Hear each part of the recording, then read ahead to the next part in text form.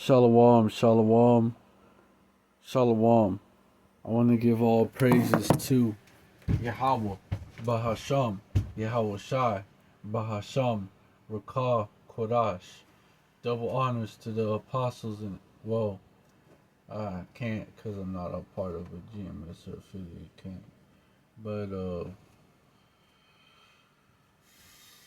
salutations to the apostles and the elders of GMS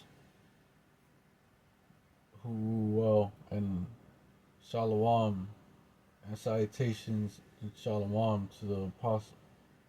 Salutations and shalom to the rest of the Akim out there spreading this truth like wildfire in all truthfulness and in all sincerity. And shalom to the rest of the hopeful elect out there. Alright, I'm going into various topics. And I was going into how as the judge of the people is him, how these governments they basically they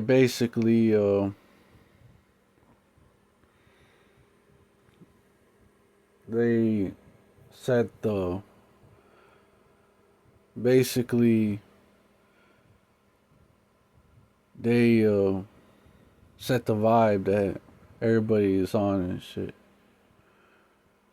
And in the scriptures, Ecclesiasticus 10:2 is the judge of the people is himself, so are his officers, and what manner of man the ruler of the city is, such are all they that dwell therein.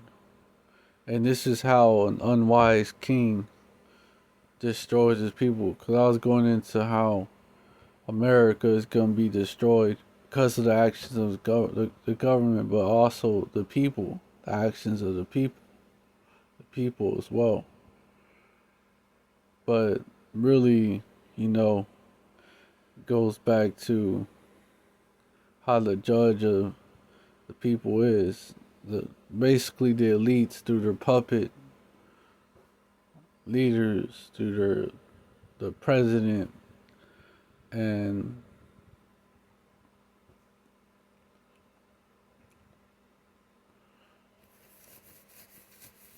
yeah, and Congress and them, but also through the media. You know, they're the judge of the people, the ruler of the people, and said they use these puppet leaders and the media and all that to basically set the vibe that the vibration that everybody's gonna be on, pretty much everybody. That's how they make sure this. Verse 2 is the judge of the people is himself, so are his officers, and what manner of man the ruler of the city is, such as all they that dwell therein. Verse 3 an unwise king destroyeth his people, but through the prudence of them which are in authority the city shall be inhabited. And Trump, he's a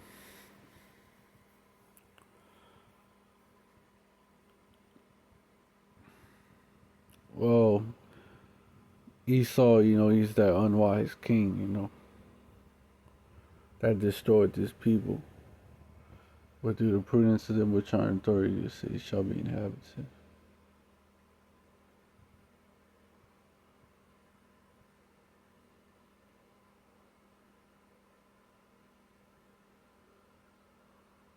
And ultimately, that's the Most High Power Yahweh. He set these devils up in these positions to judge our people and to show our people what happens when absolute evil runs the world, man. Verse 4 and the power of the earth is in the hand of Yahweh, and in due time he will set over one that is profitable. But I was going into how, going into the three city states as well, DC, the military wing, of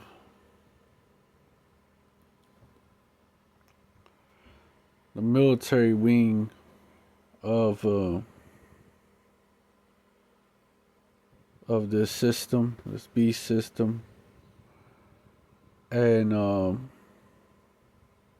basically they had a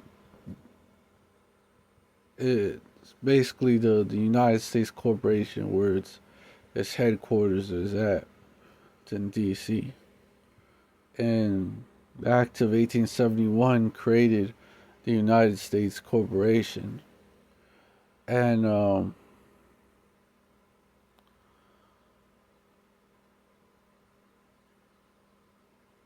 changing the wording on the Constitution.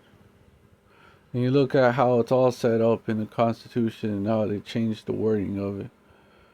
The United States, and creating the United States Corporation, they created the United States Corporation. And it's the United States. The United States now. And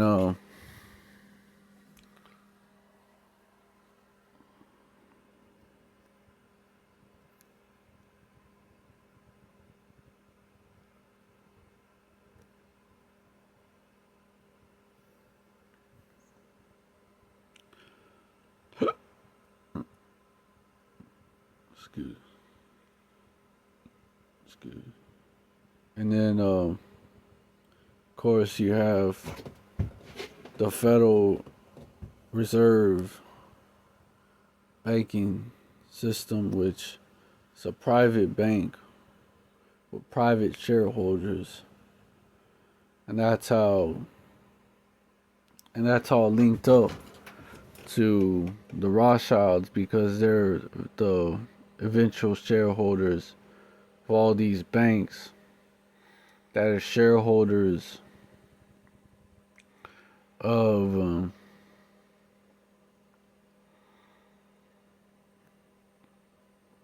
are shareholders of this Federal Reserve system. They own shares of it, and then eventually trace it up who owns the share. Eventually trace it up to the Rothschilds themselves. You know, they're based out of London and other cities in Europe, but mainly London. That's where the head Rothschild is based out of. And the city of London, the financial sector goes by different rules than the rest of London and the rest of the UK. It's like its own separate area. And when you look into it, and then Rome is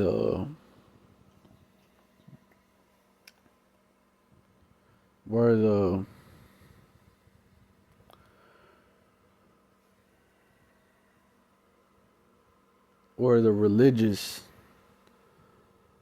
religious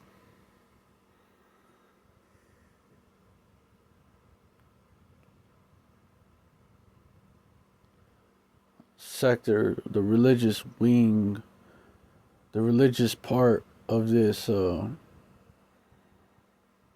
this system, this beast system, is set up. The Vatican, the Vatican. It's called the Vatican area. Or the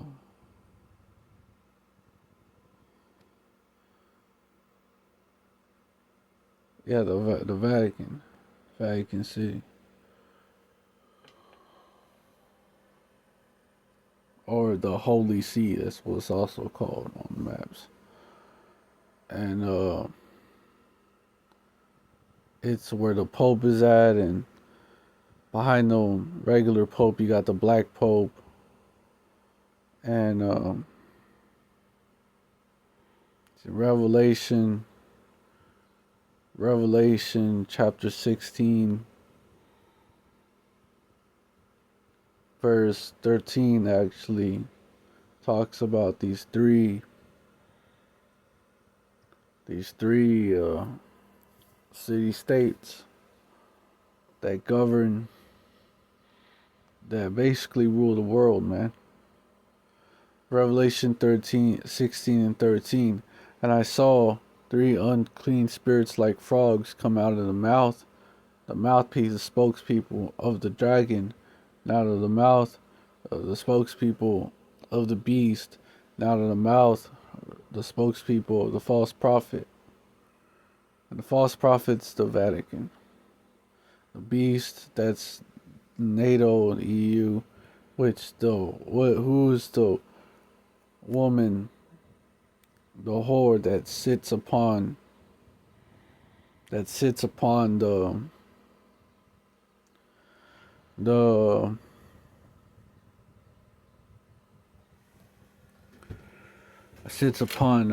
the scarlet colored beast, which is the beast is talking about, obviously, right? The seven-headed ten-horned beast, the whore that sits on this beast is America. Sits on, controls, and that's how it's set up. And so the U.S. corporation controls it. And so it's the head of, out of the mouth of the beast, and out of the mouth of the false prophet. And the dragon, well, that would be a process of elimination. The elites, and the elites, the banking elites, give power to this beast.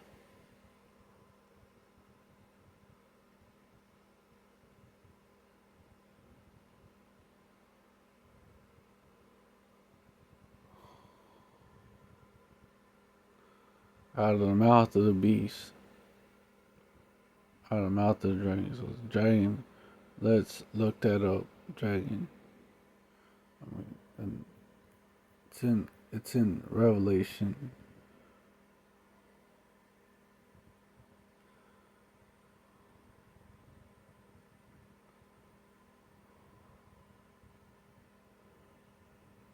(13 and 2). And the beast which I saw was likened to a leopard, and his feet were as the feet of a bear, and his mouth as the mouth of a lion. And the dragon gave him his power, and his seat, and great authority.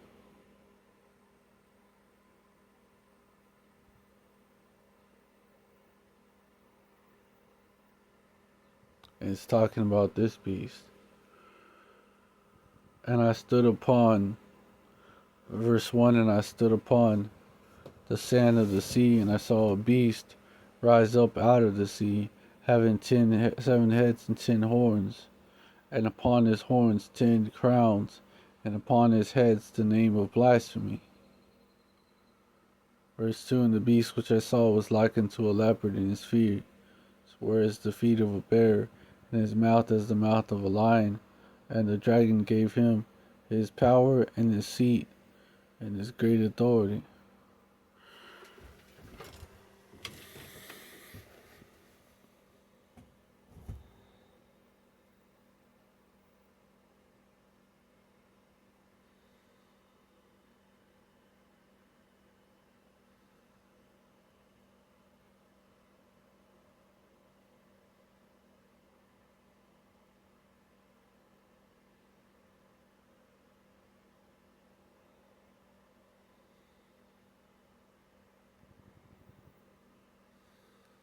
So, the point right there, right?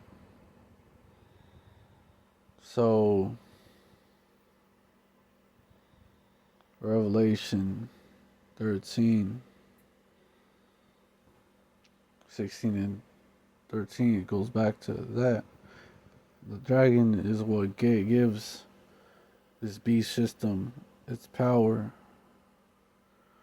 and its great authority.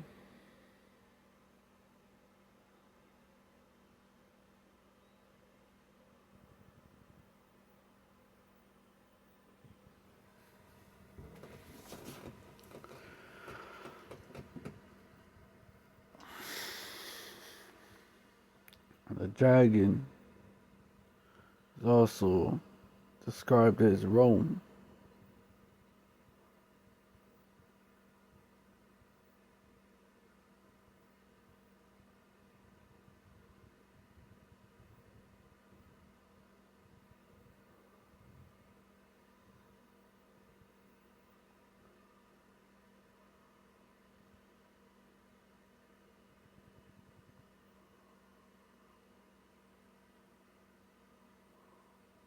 Because you could tell by the description of the great red dragon.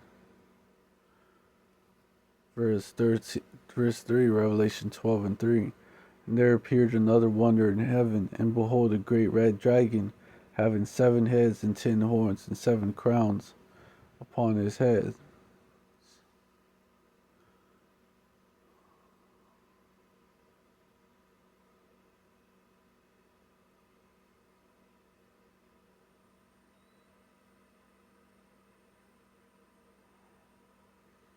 So it's that same dragon, which, verse 4, and the tail drew the third part. Oh yeah. Verse 4, and the tail drew the third part of the stars of heaven, and did cast them to the earth, and the dragon stood before the woman, which was ready to be delivered to devour her child as soon as it was born. And she brought forth a man child, which was to rule all nations with a rod of iron, and her child was caught up unto Yahweh into his throne. Verse 6, and the woman fled into the wilderness, where she had a place prepared of Yahweh, that they should feed her there 1,260 days. The woman, which that represents the nation of the true Israelites, the nation of Israel, Yasharallah in the Hebrew. And there appeared a great wonder in heaven, a woman clothed with the sun and the moon under her feet, and upon her head a crown of 12 stars. Verse 2, and she being with child cried, travailing in birth and pain to be delivered.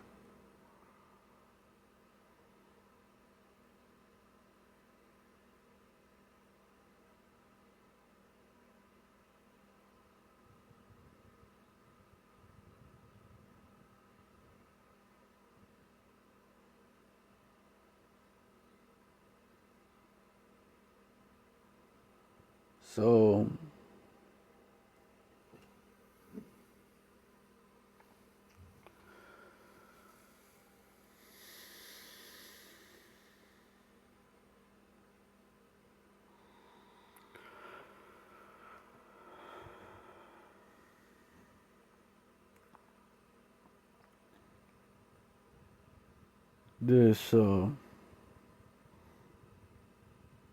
this dragon that represents Rome. But nowadays Rome is divided into 3 city states. Military, which rules the banking sector, basically rules all 3, and the other which rules the military sector, and the other which rules the religious sector.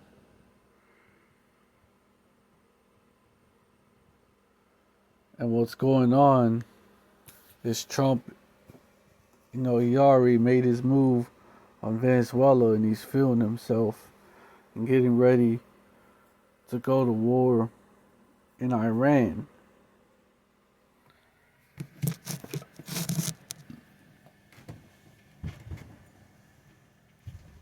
Or the Revelation 2 Niners, man.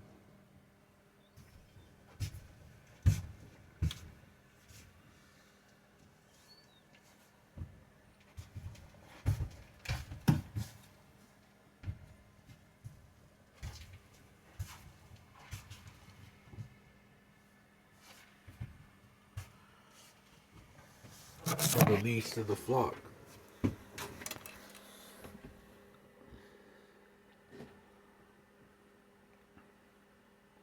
Which is Jeremiah 50 and 45. Therefore hear ye the counsel of Yahweh that he hath taken against Babylon and his purposes that he hath proposed against the land of the Chaldeans. Surely the least of the flock shall draw them out. Surely he shall make their habitation desolate with them. The least of the flock of what? Of the land of the Chaldeans, which the Chaldeans were the elites of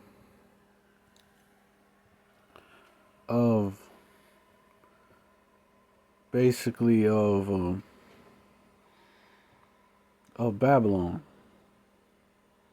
They were the nation of people that ruled Babylon. They're the least of the flock.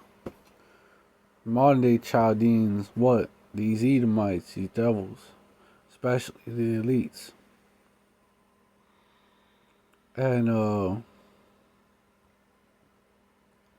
the least of the flock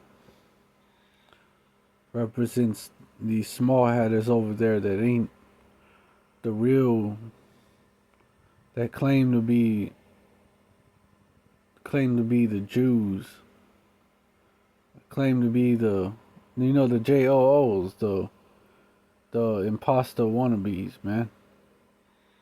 And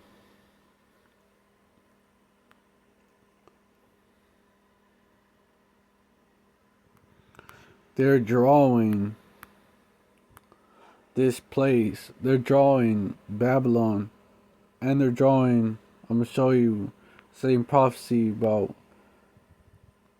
Esau, about the land of Teman, which Teman would be your modern day Germans.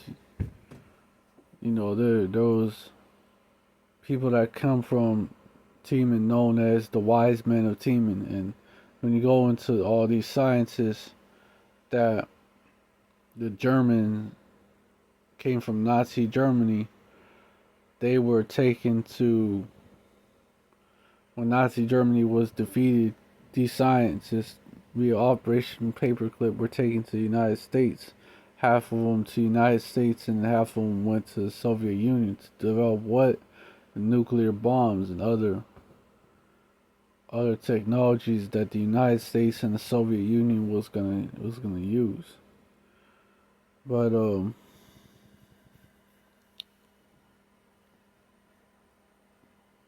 like MK Ultra was developed by Werner von Braun,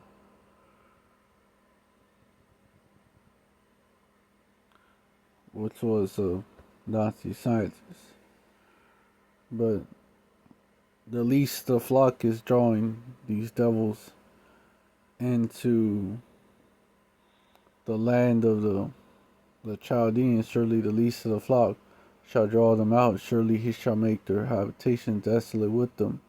Verse 46, at the noise of the taking of Babylon, the earth is moved, and the cry is heard among the nations. And yeah, that's why it says, verse 7, Jeremiah 49 and 7, concerning Edom, thus saith Yahweh of hosts, his wisdom no more in Teman, his counsel, or Taman, but you could pronounce it either way. His counsel perished from the prudent, is their wisdom vanished.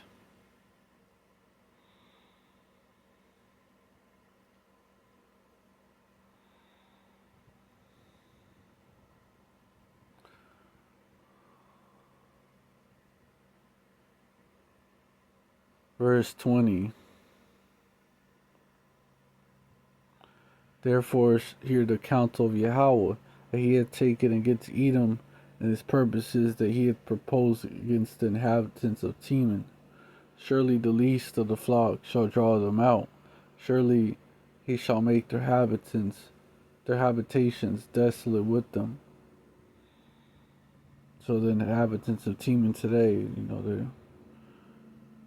they're the so-called Germans. So that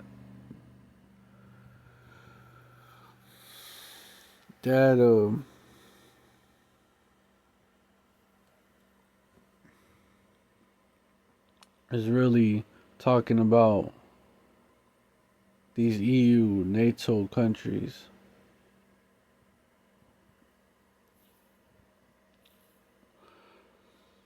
These EU, NATO countries.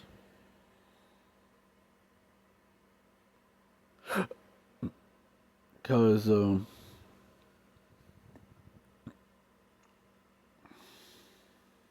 that's really talking about them, which another major country that's got like major clout in these NATO countries and the EU is Germany. But they're gonna be drawn out.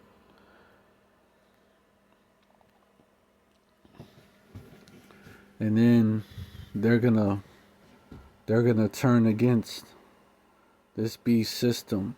Or the beast itself is gonna turn against the whore.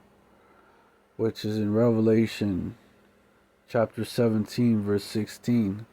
And these 10 horns which thou sawest upon the beast, these shall hate the whore, and shall make her desolate with fire, shall make her desolate and naked, and shall eat her flesh and burn her with fire. Verse 17, for Yahweh hath put in their hearts to fulfill his will, and to agree and give their kingdom unto the beast, until the words of Yahweh shall be fulfilled. What words? These words. So, in verse 16, so basically, it's been that verse 13, these have one mind and shall give their power and strength unto the beast. They've done that.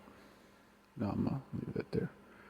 Verse 14, these shall make war with the Lamb, and the Lamb shall overcome them, for he is Lord of hosts, Lord of lords, and King of kings, and they that are with him are called and chosen and faithful. Yeah, they're gonna make war with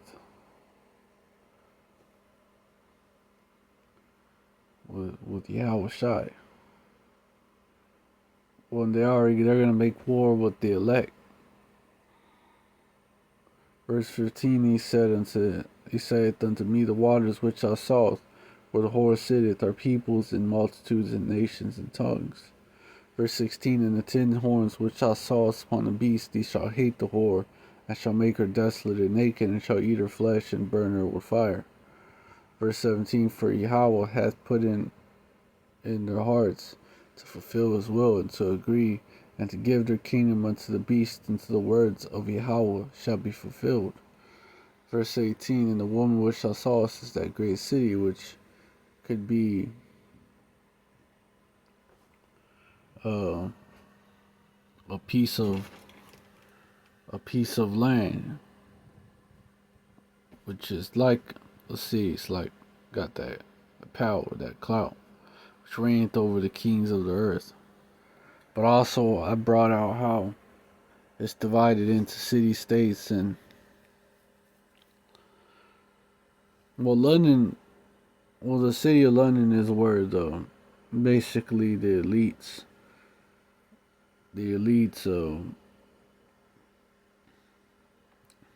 control control the military and the religious through by owning the central banks, then but the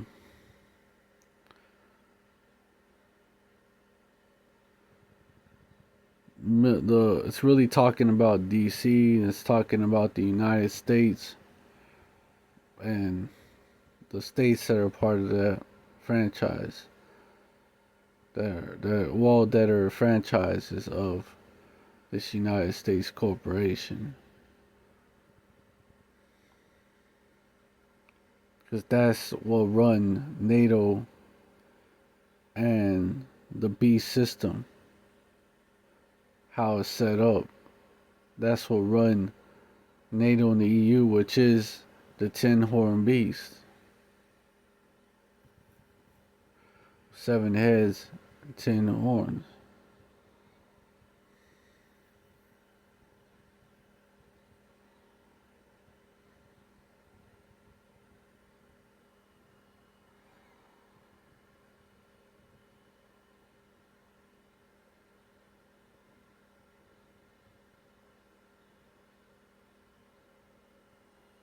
But yeah, Trump,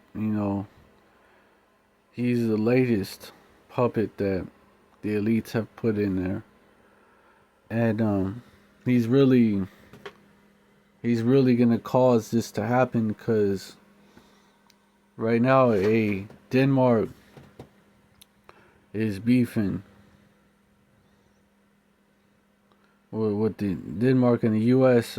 They're starting to beef over Greenland, and Denmark is a NATO country, and Denmark said, and Trump said he taking that no matter what, basically talking about Greenland, and Denmark said, well, you come try anything, our troops they gonna fire.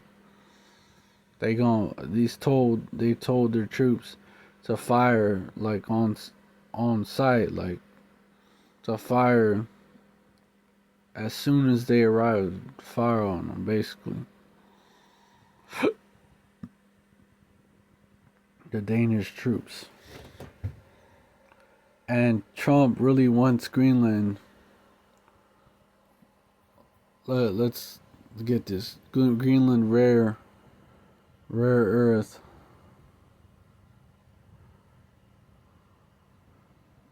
Greenland rare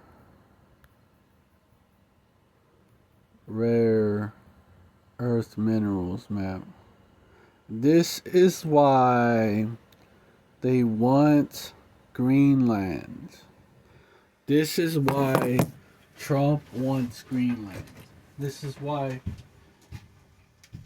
Trump and Denmark and NATO, really, because NATO got to get involved because it's Article 5.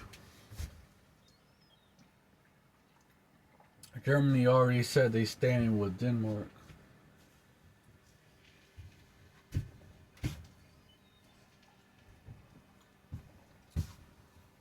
Is gonna. This is why Trump wants Greenland, and that's why they're gonna fight over Greenland. It's rare earth minerals, man.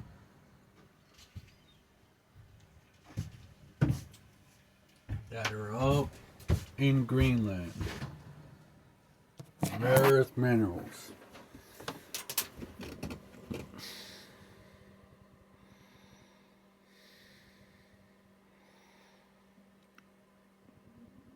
Critically, among REEs, Greenland is also predicted to hold sufficient sub-ice reserves of dysprosium and neodymium to satisfy more than a quarter of predicted future global demand, a combined total of nearly 400 million tons. Cryolite is a rare mineral identified with the month's largest deposit at EV2 on the southwest. Rare earth minerals. Greenland is rich in rare earth minerals such as neodymium, and dysprosium, which are crucial for renewable energy technologies.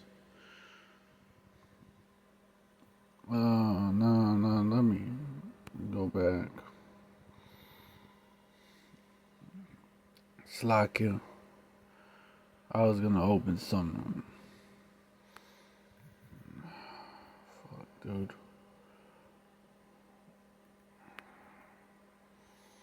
Yeah, I was gonna open that page on Facebook, but I decided not to.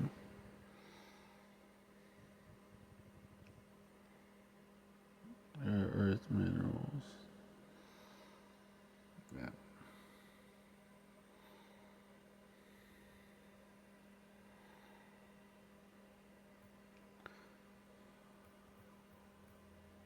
I already went into how it's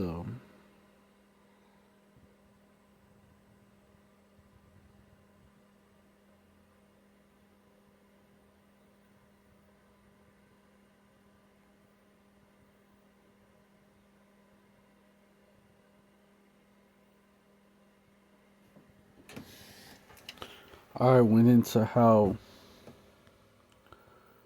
it's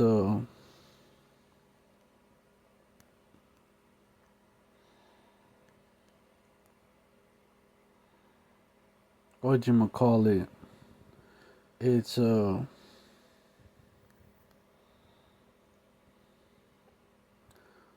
it's valuable. How it's valuable.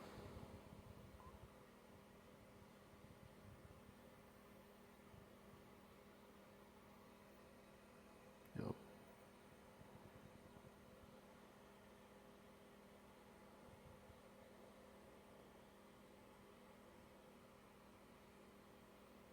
It's what it's really about. It's not about China or Russia. Well, in a way, it's about China and Russia obtaining it, because then they would have access, and occupying it, because then they would have access to those rare earths. But it's really about those rare earths, not them having China and Russia as a neighbor. It's about those rare earths.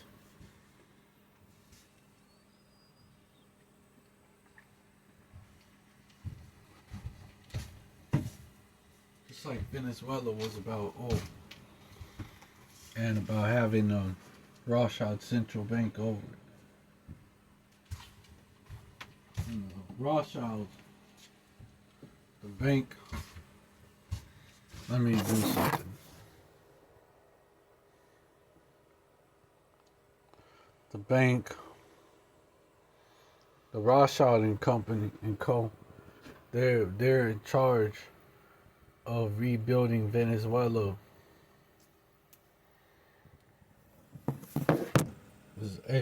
Financial system as let me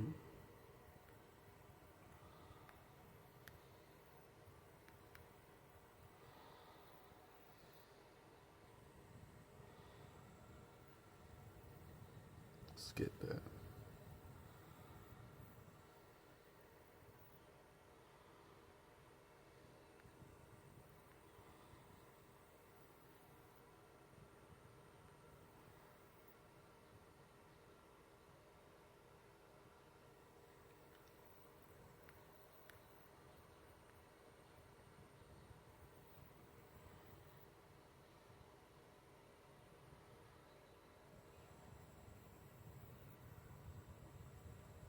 Rothschild and Co. hired to manage Venezuela's economic quote unquote recovery on the U.S. backed regime. The Venezuelan government has quietly contracted Rothschild and Company, the global investment powerhouse long accused of pulling strings behind sovereign debt crisis, to map out the nation's external debt obligations amid a full economic breakdown. According to insiders, hold on.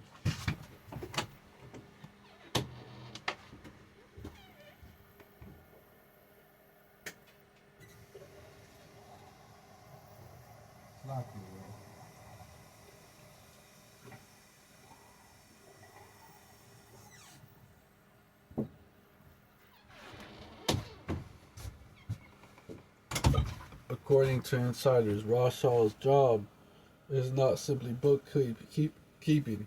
They're building the blueprint for total financial restructuring under globalist control, a typical precursor to sovereign economic takeover.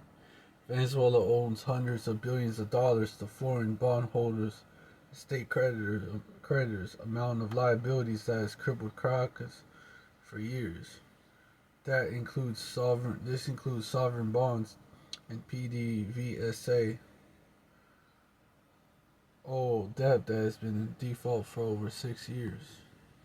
Rothschild's involvement, so was debt collection as well. A bank historically tied to rearranging debt for nations on the brink is a classic Trojan horse. First financial control, then political control. Ah, ah. What did Nate? Well, Mayor Anshel Rothschild say back in the 1800s? Can basically let me control a nation's money, and I care not who makes its laws. Because you control a nation's money, you can control their economy, and then you can control their politics. Just as Rothschild was digging into Venezuela's books, a U.S. military operation on January 3rd, 2026 stunned the world. President Nicolas Maduro and First Lady Celia Flores were captured by U.S. forces and flown to New York to face federal charges. The declaration, and then Rothschild said, "Well done, Donald J. Trump, Venezuela Libre." The Rothschild shouted that out. Nat Rothschild at that, the head honcho now, because Jacob Rothschild died. Wait, not too long ago. A declaration that reads more like an empire's boast than a diplomatic statement. Former U.S. President Donald Trump proclaimed that the United States would run to Venezuela, quote unquote, run Venezuela, at least temporarily, as it installs the transition while overseeing oil and political restructuring. That means the U.S. is not just advising Venezuela's finances to Rothschild, is now controlling the nation's energy lifeline, the ultimate economic lever. So, hey, the Rothschilds is involved in that.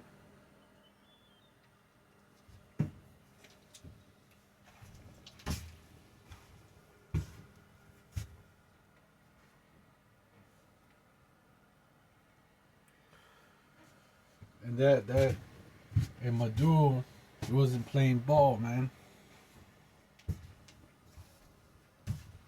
That's why they got him up out of there. And Chavez before him wasn't playing ball. That's why they got Maduro up out of there. That's why they've been hitting them with the sanctions to fuck up their economy.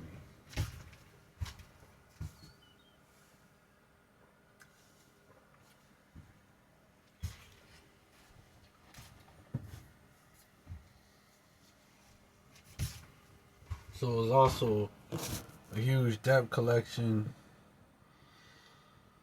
A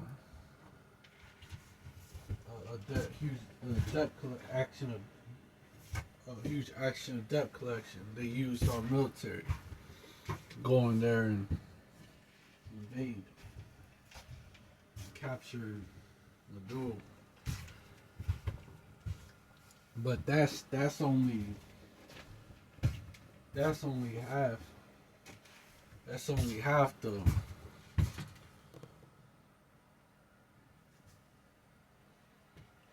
That's only half the. Half. That's only the beginning of that war, because they need to make.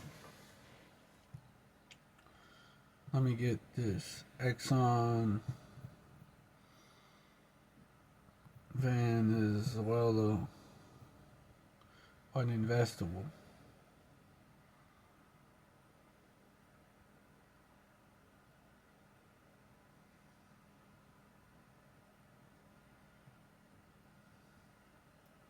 Trump seeks 100 billion for Venezuela oil. The Exxon boss says country uninvestable.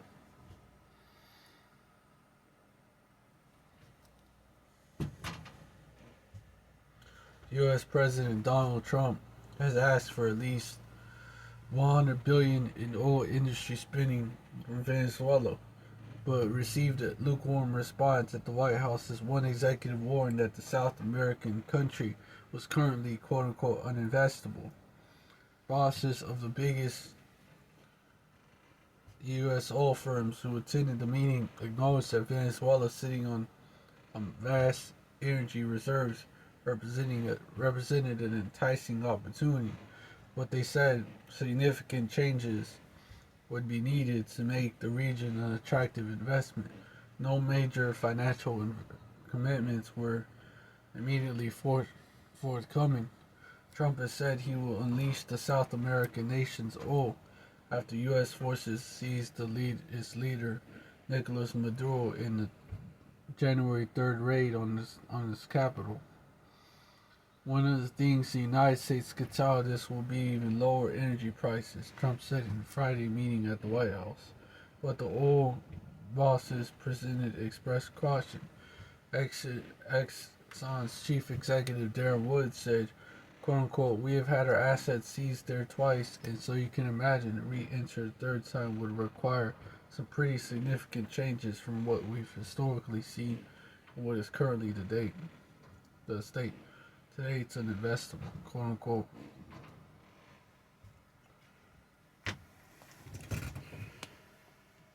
Venezuela has a complicated relationship with its international oil firm since oil was discovered in its territory once more than 100 years ago. Chevron is the last remaining major American oil firm still operating in the country. A handful of companies from other countries, including Spain's Repsol and Italy's Eni, both of which were also represented at the White House meeting, are also active. Trump said his administration would decide which firms would be allowed to operate. "Quote unquote, you're dealing with us directly, you're not dealing with Venezuela at all. We don't want you to deal with Venezuela," quote unquote, he said. White House said it is working to selectively roll back U.S. sanctions that have restricted sales of Venezuelan oil. Officials said they have been coordinating with interim authorities in the country, which is currently led by Maduro's former second in command, Vice President Delcy Rodriguez. But they've also made clear that they intend to exert control over the sales as a way to maintain leverage over Rodriguez's government. The U.S. this week has seized several oil tankers carrying sanctioned crude. American officials said they are working to set up a sales process which would deposit money raised into U.S. controlled accounts. "Quote unquote, we are open for business," Trump said. On Friday, Trump signed an executive order that seeks to prevent U.S. courts from seizing revenue that the U.S. collects from Venezuelan oil and holds in American treasury accounts. Any court attempts to access those funds would interfere with U.S. foreign relations and international goodwill. The executive order states President Trump is preventing the seizure of Venezuelan oil revenue that could undermine critical efforts to ensure economic and political stability in Venezuela, the White House wrote in the fact sheet about the order.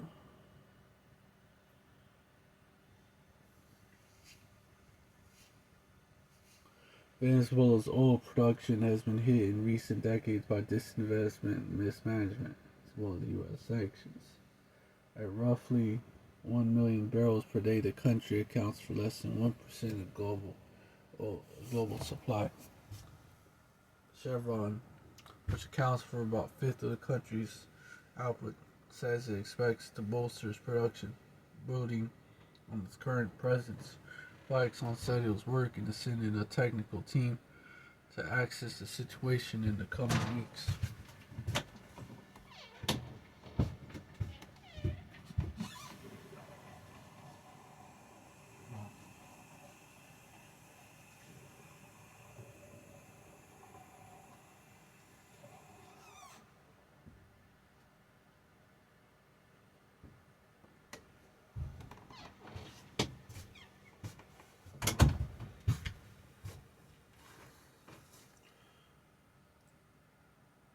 Which currently boasts Repsol, which currently Exxon said is working to send in a technical team to assess the situation in the coming weeks. Repsol, which currently boasts output of about 45,000 barrels per day, said it saw a path to triple its production in Venezuela over the next few years under the right conditions. Executives at other firms also said Trump's promises of change would encourage investment and that they were hoping to seize the moment. "Quote unquote, we're ready to go to Venezuela," said Bill Armstrong, which leads the independent oil and gas driller. In real estate terms, is prime real estate. Analysts say meaningfully increasing production will take significant effort. "Quote unquote, they're being as polite as humanly possible and being as supportive as they can without committing actual dollars," said David Goldwyn, president of the energy consultant Goldwyn Global Strategies and former U.S. State Department Special Envoy for International Energy Affairs. Exxon and Shell are not going to invest, quote unquote, not going to invest single-digit billions of dollars, much less tens of millions of dollars without fiscal security, legal certainty, and a competitive fiscal framework, Goldwyn said. "It's not, quote unquote, it's not really welcome from an industry state of point of view." He said that, quote unquote, the conditions are just not right. While smaller companies might be more eager to pump in and help boost Venezuela's oil production over the next year, he said those investments would likely hover in the $50 million range, far from the fantastical $100 billion figure that Trump has floated. Rystad Energy estimates it would take $8 billion to $9 billion in new investments per year for production to triple by 2040. Trump suggested $100 billion investments in Venezuela could have a major impact on production if it were to materialize, said the firm's chief economist. He said the companies would only be likely to invest on that scale with subsidies and political stability. Americans should not expect the situation in Venezuela to lower oil prices anytime soon, he added. "It's going to be difficult to see big commitments before we have a fully stabilized political situation. And that's anyone's guess when that happens."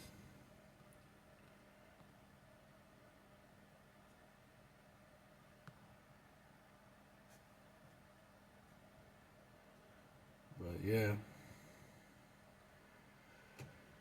them collectibles.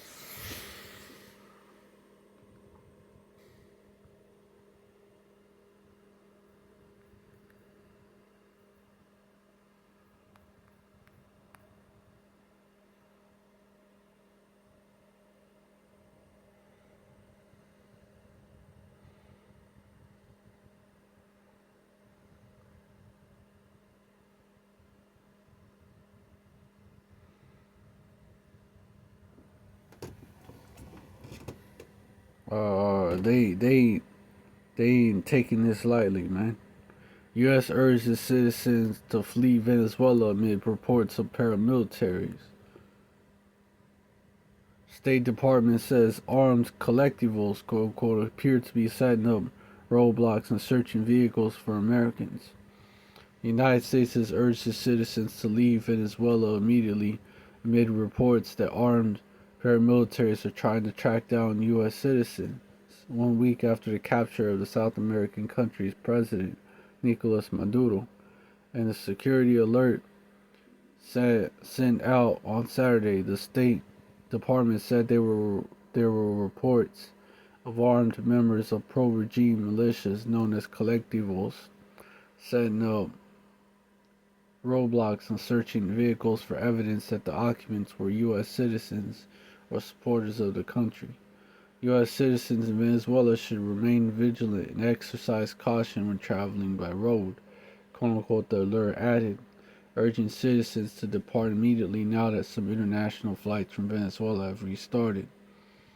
Speaking to the New York Times last week, Donald Trump said he would like to visit Venezuela in the future after having claimed the U.S. was quote-unquote running the South American country after removing its leaders with a deadly nighttime assault on Caracas. Quote-unquote, I think at some point it'll be safe, the U.S. president told reporters. But the State Department alert expressed a volatile the situation remains after last weekend's special forces raid, during which scores of people were killed. While many Venezuelan opponents of Maduro's regime have celebrated his capture by the U.S., government supporters have taken to the streets to denounce his rendition as an imperialist act of aggression. Responding to the security alert, the Venezuelan foreign military said in a statement that the State Department warning was based, quote unquote, based on fabricated accounts aimed at creating perception of risk that does not exist. Venezuela is an absolute calm, peace, and stability, quote unquote, the ministry said. All populated centers, communication routes, checkpoints, and security devices are functioning normally. And all weapons of the Republic are in the control of the Bolivarian government, the sole guarantor of the legitimate monopoly of force and the tranquility of the Venezuelan people, quote unquote. Reporters and activists. So they're trying to justify sending in more troops. That could also be the case as well. Reporters and activists in Caracas have seen rifle carrying members of the colectivos roaming Venezuela's capital on motorbikes and setting checkpoints around the city. The roads connecting Caracas to its western border are policed with dozens of military and police checkpoints. State Department officials made a visit to Caracas on Friday as part of what they believe to be preparations for the reopening of the U.S. embassy there. Maduro's successor, the acting president Delcy Rodriguez, has called for improved relations with Washington despite her allies' abduction. Separately, Venezuela's. That's what made me think maybe, dude. Yeah, and they've contacted the Rothschilds too. They're sold out, man. Have called for improved relations with Washington despite her allies' abduction. Separately, Venezuela's deposed leader Maduro claimed he was doing well in a U.S. jail, and he and his wife, Celia Flores, await trial. The ex-leader's son said in a video on Saturday, "We are doing well, we are fighters," quote unquote. Maduro's son, lawmaker Nicolas Maduro Guerra, quoted him as saying. Maduro Guerra spoke in a video released by the ruling PSUV party. So there you have it. It could be that they're resisting like that, or it could be that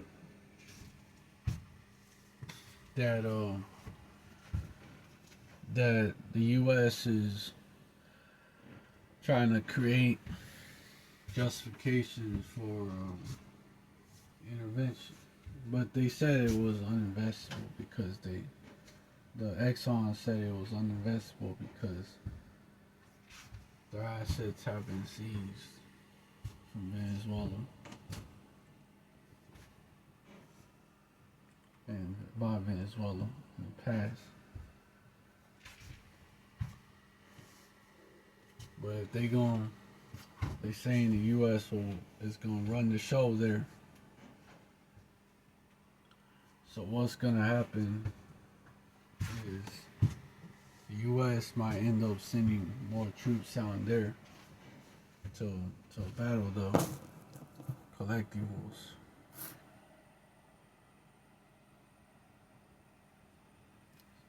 Because basically the U.S. military is the elites, you know. The elites, they're the part of the elites, private security. Well, they belong to U.S. corporation. So you fighting for the U.S. corporation. You're fighting for the Rothschilds. It's the elites' private security, really.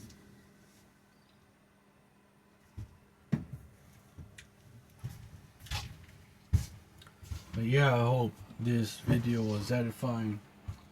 I want to give all praises to Yahweh Bahasham, Yahweh Shai, Bahasham, Rakah, Kodash. Double honors to the, well, Shalom, salutations and Shalom to the apostles and elders of Great Millstone who rule well. And to the Akim out there spreading this truth like wildfire in all truthfulness and all sincerity. And shalom to the rest of the hopeful elect out there. I hope this video was edifying to y'all. Endurance and hey, stay strong, endure to the end. The elect are gonna endure into the end. Shalom.